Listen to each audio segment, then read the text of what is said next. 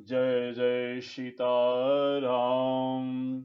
हर हर महादेव। भगवान शंकर जी की अपार कृपा और उनकी प्रेरणा से आज आपके सम्मुख संत महिमा का 8वां प्रसंग प्रस्तुत करने जा रहा हूं, जिसका शीर्षक है संत नामदेव जी ने अपनी भक्ति से भगवान को मूर्ति में, प्रेत में, कुत्ते में और अग्नि में भी प्रकट किया। प्रसंग में प्रवेश करने के पूर्व, जैसा हम पहले के प्रसंगों में यह जरूर डिस्कशन करते हैं कि संत की महिमा भगवान स्वयं कहते हैं कि मुझसे ज्यादा है। मैं उनके अपने प्रेमी भक्तों के पीछे पीछे चलता हूं कि कहीं उनके चरणों की धूल उड़कर मुझ पर पड़ जाए और मैं पवित्र हो जाऊं। भगवान श्री कृष्ण यह भी कहते हैं कि भक्त मुझे अपने प्राणों से भी अधिक प्रिय है। इसी चीज को भगवान शंकर एक संत द्रोही, जो बाद में कागभुसुंडी के रूप में जिनका अवतार हुआ, उनको कहते हैं कि तुमने जो संत का निंदा की है और मेरी पूजा की है, हे दुष्ट, आज के बाद तू जान ले। क्या जान ले? जाने से संत अनंत समानाम। आज के बाद संतों में और भगवान में कोई भेद नहीं करना। भगवान राम शबरी के प्रसंग में संतों की महिमा कहते हुए कहते हैं कि प्रथम भगत संतन कर संगा, दूसरी रति मत मम कथा प्रसंगा। पहली भक्ति है संतों का संग, संतों की चरण धूली, उसके बाद मेरी कथा का प्रारंभ। यह भगवान स्वयं। और बाद में सातवें नवधा भक्ति में सातवें प्रसंग में कहते हैं भगवान, सात हूं सम मही मैं जग देखा, मोते अधिक संत कर लेखा। भगवान स्वयं यह कहते हैं कि मुझसे ज्यादा मेरे प्रेमी भक्तों का आदर करो, मेरे से अधिक उनकी पूजा करो, उनकी वंदना करो, क्योंकि वही मेरा परिचय दे सकते हैं इस ब्रह्मांड में, और कोई दूसरा रास्ता नहीं है। अब हम प्रसंग में प्रवेश करते हैं। भक्त नामदेव जी भारत के एक बहुत प्रसिद्ध संत हुए। उन्होंने जल, थल और अग्नि में सर्वत्र अपने इष्ट का ही दर्शन करूंगा, यह प्रतिज्ञा उन्होंने की थी। और उन्होंने हर जगह, हर कण कण में भगवान का दर्शन किया। भगवान उनके लिए प्रकट हुए। जिस प्रकार से त्रेता युग में नरसिंह भगवान के दास श्री प्रहलाद जी को हर जगह दर्शन भगवान के होते थे, उसी रूप में यह नामदेव जी है।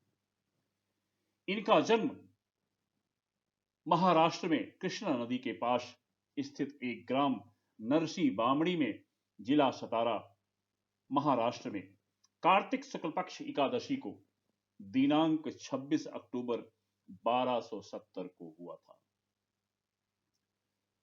उनके नाना बामदेव जी व उनके पिता का नाम दामा सेठ, यह दोनों भगवान विठ्ठल भगवान श्री कृष्ण के परम भक्त थे। दुर्भाग्यवश जब गर्भ में नामदेव जी अपनी मां के गर्भ में प्रस्तुत हुए, विराजमान हुए, तभी उनके पिताजी का देहांत हो गया। परिणामतः वो अपने नाना के घर पर ही वो रहते थे। सारा उनका हर कार्य, उनकी पूरी जीवन शैली नाना के ही आसपास गुजरी है, उन पर ही उनका पूर्ण प्रभाव पड़ा। वे जाति के छापी थे जो कपड़ों की छपाई करते थे। कपड़ों की रंगाई और छपाई का कार्य उनके परिवार में यही उनका व्यवसाय था। उनकी माता का नाम गोड़ाबाई था और नामदेव जी बचपन से ही भगवान के परम भक्त थे, भगवान श्री कृष्ण के। ओह नाना के आचरणों को देख करके बड़े ही आनंदित होते। ओह, बचपन में खिलौनों के साथ, भगवान के बने हुए खिलौनों के साथ खेलते थे और उसी मिट्टी की मूर्ति बना करके उनको बड़े प्रेम से उनको वस्त्र पहनाते, भोग लगाते, घंटी बजाते और नेत्र बंद करके भगवान का ध्यान किया करते और इस प्रकार से वो परम आनंद में बचपन से ही रहा करते थे। जब एक समय की घटना है, वो अपने जब नाना के साथ हमेशा पूजा पाठ में सहयोग करते थे, जब भी वो बाल कृष्ण का भोग लगाते थे। उनके इष्ट थे भगवान बाल कृष्ण।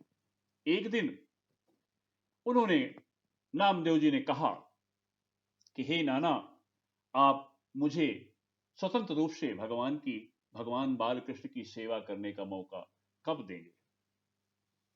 बाल रूप है, बाल स्वभाव है, 5 वर्ष की अवस्था है।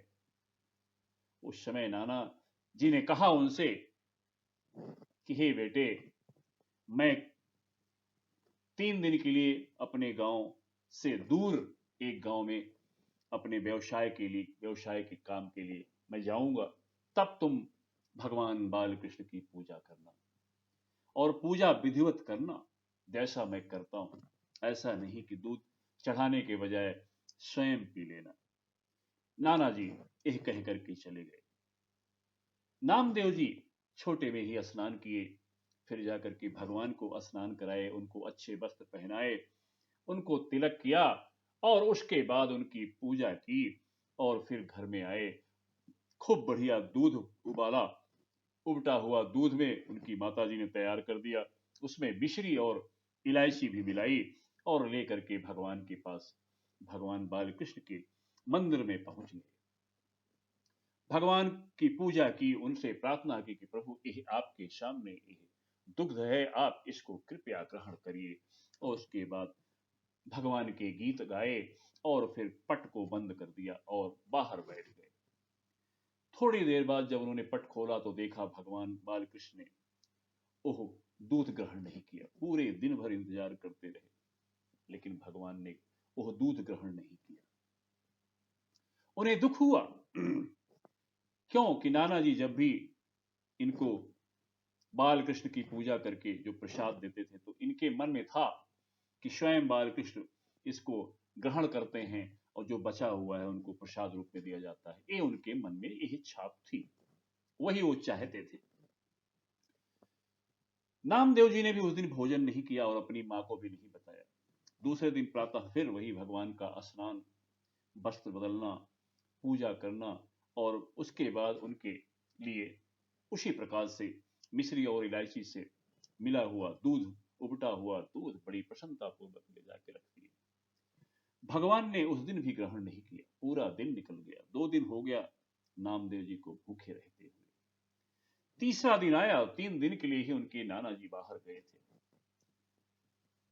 नामदेव जी ने दूध बढ़िया सा वैसे ही जैसे कि पूजा पाठ नहलाना धुलाना करके लाके दूध रख दिए और इंतजार करते रहे। जब देखा उनका धैर्य का बांध टूट गया, उन्होंने कहा कि अगर आप दूध नहीं पिएंगे तो मेरे नाना कहेंगे कि हमारे भगवान की तूने पूजा नहीं किया, उन्होंने क्यों दूध ग्रहण नहीं किया। इसलिए नाना जी के आने के पहले ही मैं अब छुरी निकाला और बोला मैं गला काट लूंगा अपना। मुझे इस दुनिया में नहीं रहना है, इस जिंदगी में नहीं रहना है जहां ऐसे भगवान हो जो अपने सेवक की बात ना माने। भगवान बाल कृष्ण उसी मूर्ति से प्रकट हो गए और नामदेव जी का हाथ पकड़ लिया। ऐसा मत करो नामदेव, मैं दूध ग्रहण करता हूं। भगवान दूध पीने लग गए कटोरा उठा करके। नामदेव जी बोले मेरे लिए भी थोड़ा छोड़ दीजिए क्योंकि मैं भी 3 दिन से भूखा हूं। भगवान ने अपने हाथों से बचे हुए दुग्ध को नामदेव जी को पान कराया। नामदेव जी बड़े प्रसन्न होकर के नृत्य करने लगे भगवान के मंदिर में और भगवान फिर अंतर ध्यान हो गए। दूसरे दिन नाना जी उनके आए, उन्होंने प्रश्न किया कि नामदेव भगवान की पूजा पाठ बढ़िया किया? बोला हाँ। उन्होंने दूध ग्रहण किया? अच्छा। नाना जी को लगा कि यह बचपने में मुझे मूर्ख बना रहा है। भगवान कहीं प्रकट होते हैं, भगवान कहीं स्वयं प्रकट होकर के दूध ग्रहण करते हैं। उन्होंने कहा नामदेव ये संभव नहीं है। वो नाना जी मैं झूठ नहीं बोल रहा हूं, मैंने दूध स्वयं नहीं पिया। ये मत कहिए आप। उन्होंने स्वयं दूध का पान किया और फिर उसके बाद बचा हुआ मुझे पिलाया। नाना के हट करने पर नामदेव जी ने कहा कि ठीक है, मैं पूजा करता हूं, और भगवान को दूध उसी हिसाब से उनके सामने प्रस्तुत किया, पट बंद कर दिया। भगवान ने दूध नहीं पिया। नाना जी देख रहे हैं सारी चीज। उनको दुख हुआ कि आज नाना जी सोचेंगे कि मैं उनसे झूठ बोल रहा था। बड़े ही भगवान से क्रोधित हुए। बोले, भगवान, मेरी लाज आपके हाथ में है। आपने स्वयं दूध पिया था और हमारे नाना जी के सामने नहीं पी रहे हो। इसके जरिए मेरे ऊपर कलंक लग जाएगा। भगवान बालकृष्ण प्रकट हुए, दुग्ध पान किया, नामदेव जी के सिर पर हाथ रखा। इस प्रकार से नाना जी को भी भगवान बालकृष्ण का दर्शन हुआ। यह उनके जीवन की बड़ी ही अद्भुत घटना थी। इस प्रकार भगवान वहां से अंतर्ध्यान हुए। यह भगवान, इस प्रकार भगवान किसी न किसी रूप से सखा भाव से उनके जीवन में एक नहीं कई बार भगवान उनके सामने प्रकट होते, उनके साथ खेलते, उनके साथ बात करते। यह ज्यादा पुरानी बात नहीं, 800-900 साल पूर्व की बात है। जब उनकी 12 वर्ष की अवस्था हो गई तो उनका विवाह रजाबाई से हुआ, और जब उनका गौना आया 18 वर्ष की अवस्था में, उसके बाद उनके 4 पुत्र हुए। एक बार की घटना है, नामदेव जी की प्रशंसा, उनका यश चा पूरे भारतवर्ष में फैल गया कि नामदेव जी को हर जगह कण कण में भगवान का दर्शन होता है। इस बात सुन करके राजा सिकंदर, उस समय भारतवर्ष, राजा सिकंदर लोदी जो भारतवर्ष का राजा था, उन्हें रथ के द्वारा दिल्ली से बुलवाया, दिल्ली में बुलवाया और उनसे भगवान का दर्शन कराने की अभिलाषा व्यक्त की, प्रार्थना की, और कहा कि यदि वो भगवान का दर्शन उन्हें करवा देंगे तो वो अगर चाहें तो एक प्रांत उनके नाम लिख दूंगा या कई राज्य उनके नाम लिख दूं, बहुत सारे गांव उनके नाम, जो कहेंगे मैं उनके लिए करने को तत्पर रहूंगा। यह शर्त उनके सामने पहले ही रख दी सिकंदर लोधी ने। नामदेव जी ने कहा कि हे राजन, मैं एक छापाकार हूं, मैं अपना व्यवसाय करता हूं, और जो कुछ हमारी कमाई होती है मैं संतों को भोजन करा करके उनकी सेवा कर देता हूं।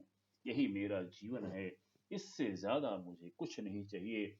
और उन्हीं संतों की कृपा से लोग मुझे भक्त कहते हैं। मैं कोई भक्त नहीं हूं और मुझे आपसे कुछ नहीं चाहिए। लेकिन सिकंदर लोधी तो उनकी परीक्षा के लिए उनको बुलाया था। परिणामता उसने एक कसाई को बुलाया और एक गाय मंगवाया और उसको वहीं उनके सामने ही हलाल करा दिया। वो गाय मृत्यु को प्राप्त हुई, रेत करके गला काट करके वहां खूनो खून हो गया। नामदेव जी को बड़ी दया आई। राजा सिकंदर लोधी ने कहा कि अगर आप इस गाय को जिंदा कर देते हैं तो मैं आपको संत मानूंगा, नहीं तो ढोंगी और आपको जेला कारावास में जीवन भर के लिए बंद कर दूंगा। नामदेव जी को कारागार में बंद होने की चिंता नहीं है, उनको बहुत दया आई, क्योंकि उनके सामने राजा ने गाय की हत्या करा दी। अब वो भगवान से प्रार्थना करने लगे, भजन गा करके। वो भजन सुने आप। बिनती सुन जगदीश हमारी, तेरो दास आस मोहि तेरो, इत कमरु काम मुरारी। दीनानाथ दीन तुम्हारो, गाय क्यों न जियाओ। बिनती सुनो जगदीश हमारे। भगवान उनकी प्रार्थना को सुने और सुन करके उसका प्रभाव यह हुआ कि गाय जीवित हो गई और वहीं खड़ी हो गई और उनको चाटने लग गई, उनको पुचकारने लग गई। गाय के ऊपर नामदेव जी ने हाथ रखा। सिकंदर राजा सिकंदर लोदी अत्यंत आश्चर्य में पड़ गया और उनकी प्रशंसा स्वयं करने लग गया। फिर उसने प्रार्थना की कि मैं आपके इस चमत्कार से बहुत प्रसन्न हूं, आपको मैं कुछ न कुछ देना चाहता हूं, आप बोलो कितने गांव कितने प्रांत आपके नाम लिख दूं। जब नामदेव जी ने मना कर दिया तो उसने सोचा कि मुझे कुछ न कुछ तो इनके लिए करना ही चाहिए। तो उसने एक रत्नों से जड़ी हुई एक सोने की पलंग, सोने की शैया ला करके उनको दी कि बोले यह आपको मैं देता हूं, इसको जरूर स्वीकार करिए। नामदेव जी के मन में आया कि चलिए ठीक है, राजा हमको दे रहे हैं, मान नहीं रहे मेरी बात को, चलो मैं अपने भगवान को, भगवान बालकृष्ण को इसी पे उनको व्यवस्थित कर दूंगा। और यह कह करके वो स्वयं उस पलंग को अपने सिर पर लेकर के चल पड़े। राजा ने कहा कि मैं इसको भिजवा देता हूं। बोला नहीं, भगवान की सैया है, इस पे भगवान विराजेंगे, इसलिए इसको मैं अपने सिर पर लेके जाऊंगा, जिससे कोई लुटेरे लूट न ले। तो इसलिए राजा सिकंदर लोदी ने अपने सैनिकों को उनके साथ भेजा उनकी रक्षा हेतु। रास्ते में विचार आया कि भगवान को शैया की जरूरत क्या है, जब यहां रास्ते में इसकी रक्षा के लिए इतने रक्षक हैं, सिपाही हैं, और तब तो मेरा मन हमेशा इसी चारपाई के रक्षा में ही लगा रहेगा और मेरा भजन बिगड़ जाएगा। इसलिए तुरंत यह सोच करके उन्होंने निर्णय लिया कि इस शैया को वो नदी में, यमुना नदी में फेंक देंगे। और फिर नदी के पास पहुंच करके उन्होंने उस शैया को यमुना नदी में गहरे पानी में फेंक दिया। सिपाही लोग उनको छोड़ करके भागते भागते राजा को यह बात बताई। राजा को बहुत क्रोध हुआ। बोला अगर उनको जल में फेंकना था तो लिए क्यों यहां से। उनको पुनः बुलवाया और बोला आपने ऐसा क्यों किया, आप मेरी वो सैया जो इतनी बहुमूल्य है बड़े प्रेम से दिया था, अब उसको वापस कर दो। क्रोध में आकर के बोला ठीक है, चलिए जमुना जी के किनारे।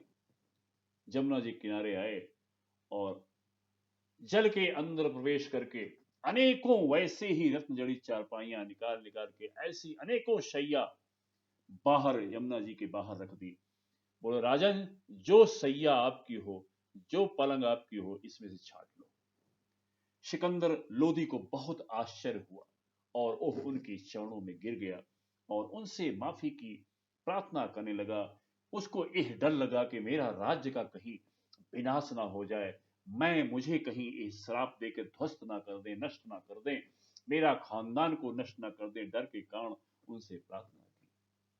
नामदेव जी सरल हृदय हैं, उन्होंने कहा राजन, मुझे आपसे कुछ नहीं चाहिए, लेकिन अगर आप यह चाहते हैं अपना अपनी कुशलता, तो आज के बाद किसी साधु संत की परीक्षा मत लेना, उनको परेशान मत करना।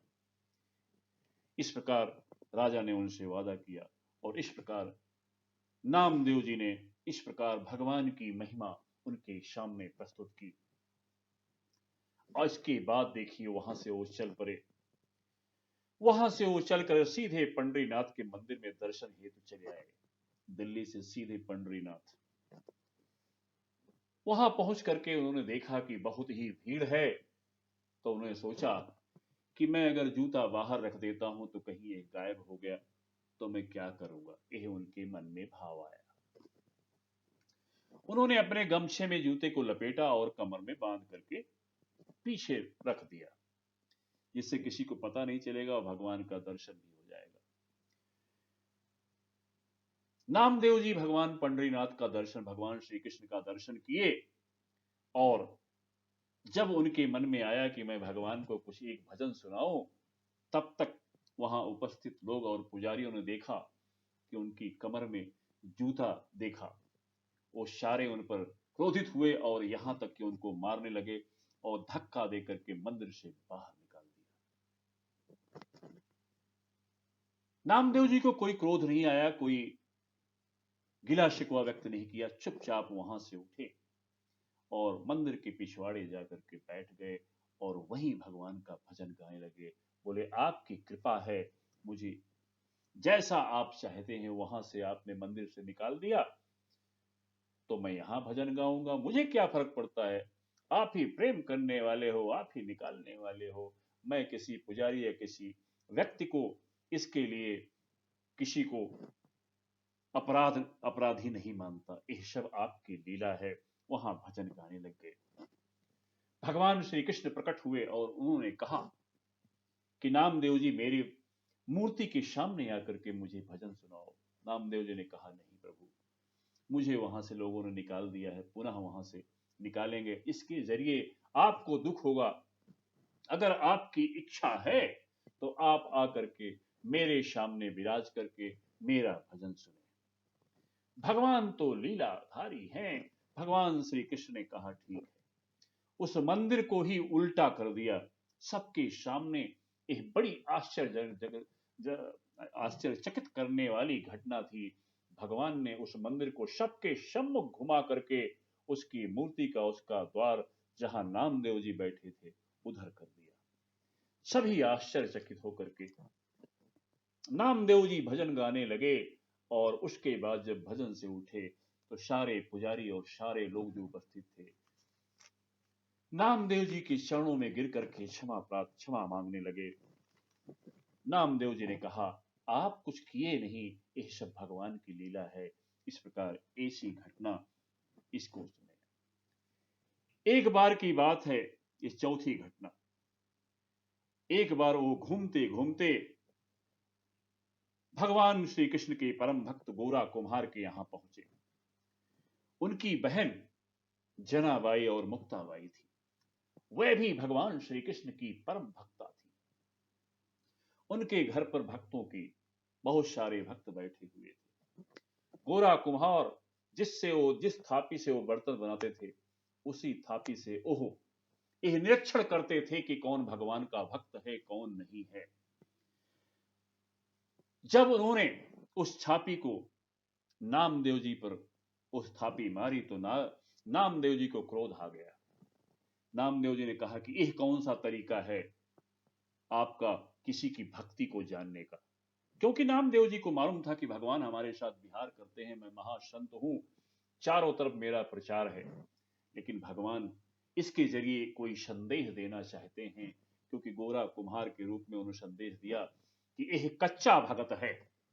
गोरा कुम्हार जो भगवान और सतगुरु के रूप में थे बोले यह नामदेव कच्चा भगत है, इसके अंदर अभी बहुत अहंकार है। नामदेव जी को बहुत दुख हुआ कि भगवान हमारे साथ नित्य विहार करते हैं और यह गोरा कुम्हार मुझे कह रहा है कि मैं कच्चा भगत हूं। पंढरपुर भगवान श्री कृष्ण के मंदिर में गए और दुखी मन से भगवान से प्रार्थना की कि प्रभु आप मेरे सखा भाव में आप मुझे प्रेम करते हैं, आप मुझे हमेशा दुलार करते हैं, ऐसा ऐसा मेरे साथ गोरा कुम्हार भक्त ने किया है। बोला भगवान श्री कृष्ण प्रकट हुए और उन्होंने कहा कि वो जो संत हैं वो बहुत उच्च कोटि के हैं। उन्होंने एकदम सत्य कहा, क्योंकि तुम आज अभी तक अब तक तुम्हारा कोई गुरु नहीं है और बिना गुरु के कोई भी सच्चा भक्त नहीं बनता। तब नामदेव जी ने प्रार्थना की कि मेरा गुरु कहाँ मिलेगा। तब भगवान श्री कृष्ण ने कहा कि यहां से आप जाओ और एक भगवान शंकर जी का मंदिर है वहां जाओ। वो उस मंदिर का नाम है ओढ़िया नागनाथ मंदिर है, वहां जाओ। वहां पे आपको गुरु विशोवा विशोवा विशोवा खेचर मिलेंगे, वही आपके गुरु बनेंगे। वो तुरंत वहां से चल करके भगवान शंकर जी के मंदिर में पहुंचे। उन्होंने देखा कि एक व्यक्ति भगवान शिवलिंग पर अपना पैर रख करके सोया हुआ है। उन्हें पता चला कि यही संत विशोबा खेचर हैं। तब उन्हें दुख हुआ। बोले यह तो नास्तिक लगता है, इसके मन में भगवान शंकर के ज्योतिर्लिंग पर के प्रति कोई श्रद्धा नहीं है, यह कैसे संत हो सकता है। तो वहां से लौटने लग गए। संत विशोबा खेचर ने कहा क्यों लौट रहे हो। नामदेव जी आओ, इधर आओ। एक काम करो, तुम्हारी बात सत्य है कि मैंने अपना पैर शिवलिंग पे रखा है, वास्तव में यही गलत है। एक काम करो, मेरा पैर यहां से हटा दो। उठा करके नामदेव जी ने उनका पैर उठा करके दूसरी तरफ किया और इस प्रकार वहां भी जो भगवान शिव का लिंग प्रकट हो गया। जिधर ओह विश्ववा जी की शरीर को मोड़ते पैर को, उधर ही भगवान शिव के लिंग प्रकट होते गए। इस प्रकार चारों तरफ भगवान शिव के लिंग ही प्रकट हो गए। उनके चरणों में गिर पड़े नामदेव जी और प्रार्थना किया। तब विश्ववा जी ने कहा कि भगवान शंकर कण कणवासी हैं, तुम कैसे कह सकते हो। इस प्रकार उनको शिक्षा देने के लिए उन्होंने यह लीला की थी। उस संत ने फिर उनको ज्ञान का उपदेश किया, नामदान किया, गुरु दीक्षा प्रदान की और वहां से फिर नामदेव जी वहां से चल पड़े, अपने गांव आए। एक बार अकस्मात अपने घर पे बैठे थे, सायंकाल नामदेव जी की झोपड़ी में आग लग गई और पूरी झोपड़ी खाक हो गई। वो निश्चिंत हैं और जब उन्होंने देखा कि अभी भी बहुत चीजें बची हुई, जैसे घी हुआ, अन्न हुआ, चारपाई आदि, बस जो भी बचा हुआ है वो ला करके उठा उठा करके उस अग्नि में, बचाने के बजाय उसी अग्नि में डालने लग गए कि भगवान आप इसको भी स्वीकार करो। चारपाई को ओम चारपाई स्वाहा, घी डालने लग गए, अन्न डालने लग गए। बोलो भगवान, उनको भगवान उस अग्नि में दर्शन करने लग गए। भगवान उस अग्नि में प्रकट हो गए। बोले नामदेव, तुमको मैं आग में भी दिखाई पड़ा। बोले प्रभु, आग ही तो आप हैं, जल भी आप हैं, थल भी आप हैं, आप तो सर्वस्व हैं। भगवान बड़े प्रसन्न हुए और वहां से फिर दूसरे रात भगवान श्री कृष्ण रुक्मिणी जी के साथ प्रकट हुए और उन्होंने दोनों ने मिलकर के उनकी बड़ी दिव्य झोपड़ी कुछ ही समय में तैयार कर दी।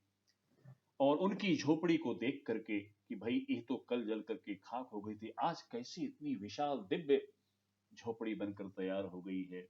उन्होंने पूछा उस गांव के लोगों ने कि भाई इतनी दिव्य झोपड़ी हमारी भी बनवा दो। भक्त नामदेव जी ने कहा, अगर तुमको ऐसी झोपड़ी बनानी है तो अपने घर जाओ, अपने घर में आग लगा दो और कुछ भी नहीं बचना चाहिए। तब वो बनाने वाला जो मजदूर है तुम्हारे पास आएगा। साथ में उन्होंने संदेश दिया, जिसका तन मन और धन सब भगवान को समर्पित कर दिया है, भगवान उसी की सेवा भी करते हैं, उसकी झोपड़ी भी बनाते हैं, उसके नौकर चाकर बन जाते हैं। ऐसे भगवान शंकर और परम भक्त नामदेव जी के चरणों में बार बार नमन। इस प्रकार यही घटना हुई।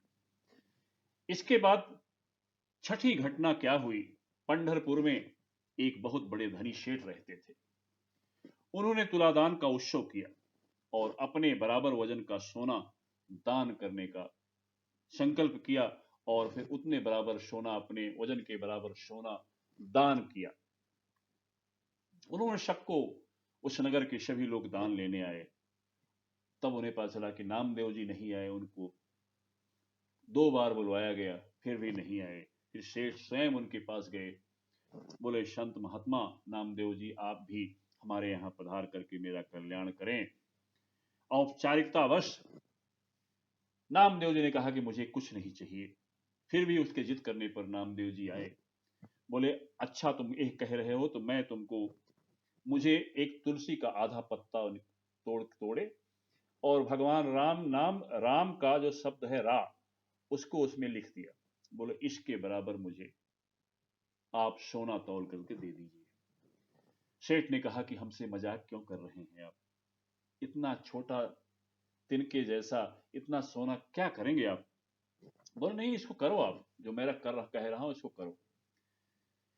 भगवान की कृपा देखिए, उसके पास जितनी संपदा थी उसने सब ला करके दूसरे तराजू के दूसरे पलड़े पे रख दिया, लेकिन उस तुलसी के उस पत्ते, आधे पत्ते रा से रा लिखा हुआ, उसके बराबर तोल नहीं पाया। उसने कहा कि अब क्या करूं। बोला, और लोगों के यहाँ अपना जो कुछ हो, अपना आपके कुटुंबी हैं उनसे भी लाओ। वो भी ला के देखा। फिर बोले, आपने अब तक जो तप दान पुण्य किया है वो सारा पुण्य भी संकल्प करके इस पलड़े पर रख दो। फिर भी वो तुलसी का पत्ता हिला नहीं, वो वैसे के वैसे दबा रहा। इसके जरिए वो तुरंत सेठ उनके चरणों में गिर गया। बोले, सेठ जी मुझे कुछ नहीं चाहिए, मेरे पास राम धन है, मैं गले में तुलसी धारण करता हूं और राम नाम लेता हूं, कृष्ण नाम लेता हूं, इसके अलावा मुझे कुछ नहीं चाहिए। इस प्रकार वहां लोग प्रभावित होकर के उन्होंने उनसे दीक्षा ग्रहण की और सबका संतुष्ट करके, सबको आनंद करके नामदेव जी वहां से विदा हो गए। सातवीं घटना है एक एकादशी व्रत की। भगवान एकादशी एक व्रत रखते थे नामदेव जी, और भगवान श्री कृष्ण परीक्षा नहीं कहते, एक लीला जो भगवान अपने भक्तों का यश बढ़ाने के लिए करते हैं। वो एक निर्मल ब्राह्मण आकर के उनकी परीक्षा हेतु, निर्मल ब्राह्मण का भेष बना करके भिक्षा हेतु अन्न की, भिक्षा में देह अन्न की याचना करने लगे नामदेव जी से। नामदेव जी ने कहा कि आज एकादशी है और हम अन्न स्पर्श नहीं कर सकते, इसलिए आप दूध ले लें और फल ले लें, और प्रातः काल होते ही मैं पारायण के बाद, एकादशी पारायण के बाद आपको जितना चाहिए उतना अन्न आपको मैं दूंगा। ब्राह्मण ने कहा मुझे अन्न चाहिए, मैं भूखा हूं, मुझे अन्न ही चाहिए। उन्होंने कहा मैं अन्न नहीं दे सकता। वो वहां पे मरणासन होके पृथ्वी पर लेट गया। फिर भी नामदेव जी ने कहा कि मैं आपको अन्न दान नहीं दूंगा। वो अपने आप को मरणासन, सब लोग समझ गए कि यह ब्राह्मण प्राणांत हो गया, वहीं पड़ गया। गांव के सारे लोग इकट्ठे थे, उन्होंने कहा कि नामदेव तूने ब्रह्म हत्या की है, तूने ब्राह्मण की हत्या की है, इसलिए तुमको ब्रह्म हत्या लग रही है और हम सब पूरे गांव तुमको त्याग रहे हैं। बोला ठीक, त्याग कर दो। वो भजन करने लग गए, भगवान का भजन करने लग गए। एकादशी समाप्त होने के बाद उसके बाद एक चिता बनाई वहीं पे, और जैसे ही उस ब्राह्मण के, जो ब्राह्मण रूपी भगवान श्री कृष्ण हैं, उनको, उनके शव को उठा करके उस चिता पे बैठ गए। और जैसे ही लोग बोला मैं तो पापी हूं, मेरे जरिए ब्राह्मण की हत्या हुई है, तो मैं इसके साथ ही अपने प्राण त्याग दूंगा। एक प्राण के बाद दूसरा प्राण, यही तरीका है। भगवान स्वयं प्रकट हो गए और कहा कि एकादशी का व्रत आप जैसा कोई भी नहीं दे सकता। भगवान ने प्रकट होकर के उनको आशीर्वाद दिया, और वह जो निर्बल ब्राह्मण था वही स्वयं भगवान श्री कृष्ण थे, वो प्रकट हो गए। इस प्रकार भगवान ने इस परीक्षा में सबके सामने यह संदेश दिया कि एकादशी का व्रत अगर किसी को करना है तो ओह, यह शिक्षा नामदेव जी से ले। आठवीं घटना आप सुने। यूं तो उनके भगवान की अनेक लीलाएं हैं, भक्तों की भी अनेक लीलाएं हैं। आठवीं घटना आप सुने। एक बार एकादशी की रात्रि में ओह अपने गांव से दूर रात्रि जागरण की कीर्तन कर रहे थे। कीर्तन जब समाप्त हुआ तो उस समय आधी रात में भक्तों को कीर्तन के बाद बहुत प्यास लगी। वहीं पास में ही एक विशाल सरोवर था, लेकिन वहां बड़े बड़े प्रेतों की झुंड रहती थी। कोई भी वहां जाने की हिम्मत नहीं करता था। जो वहां पे भजन कीर्तन चल रहा था, कोई भी तैयार नहीं हुआ वहां से जल लाने के लिए। संत नामदेव जी ने कहा आप चिंता मत करिए, मैं जल लेके आता हूं। उस सरोवर के पास जैसे पहुंचे, महा विकराल प्रेतराज अब अन्य अपने प्रेत साथियों के साथ उन्हें घेर लिया और उधर एक भयानक नृत्य करने लग गए। नामदेव जी बहुत प्रसन्न हुए और प्रसन्न होकर के एक भजन गाया। क्या भजन था सुने। भले पधारे लंबक नाथ, धरती पाव स्वर्ग लो माया, जो जन भर के लंबे हाथ, शिव सनकादिक पार न पावे, अनगिन साज सजाए साथ, नाम देव के तुम ही स्वामी, कीजय प्रभु जी मोहि शरण, भले पधारे लंबक नाथ। अब देखिए भगवान स्वयं उनकी प्रार्थना खुश होकर के भजन, भगवान स्वयं उस प्रेत के स्थान पर प्रकट हो गए और नामदेव जी उनके चरणों में गिर गए, बोले प्रभु आपका यह रूप बड़ा प्यारा है, आप इतने लंबे इतने विचित्र लग रहे हैं कि बड़ा ही मोहक रूप है प्रभु आपका, ये वो रूप मुझे दिखाते रहिए। भगवान की कृपा से वह सरोवर पवित्र हो गया और सारी प्रेत आत्माएं अपने प्रेत योनि से मुक्त हो गई। उसके बाद भगवान अंतर ध्यान हो गए और वहां से पानी ला करके सबको पानी पिलाया और इस घटना की जानकारी दी। सभी बड़े प्रसन्न होकर के भूरी भूरी प्रशंसा करने लगे नामदेव जी के। एक बड़ा प्यारी एक घटना सुने नामदेव जी। इसके बाद नामदेव जी वहां से निकल करके एक जंगल से होते हुए निकले। वो जंगल बहुत बड़ा था, उनको भूख लगी थी। उसी जंगल में ही उन्होंने रोटी बनाई और रोटी बना करके थोड़ी दूर लघुशंका हेतु पेशाब करने के लिए वहां चले गए। इस दौरान उन्होंने देखा, लौट करके देखा कि एक कुत्ता मुख में रोटी लेकर के वो भागता हुआ जा रहा है वहां से। अब वहां उनके लिए कोई रोटी नहीं रहेगी, जो बनाया था दोनों रोटियां लेके कुत्ता जा रहा है। नामदेव जी को उस कुत्ते में भी भगवान के दर्शन हुए, विठल नाथ के।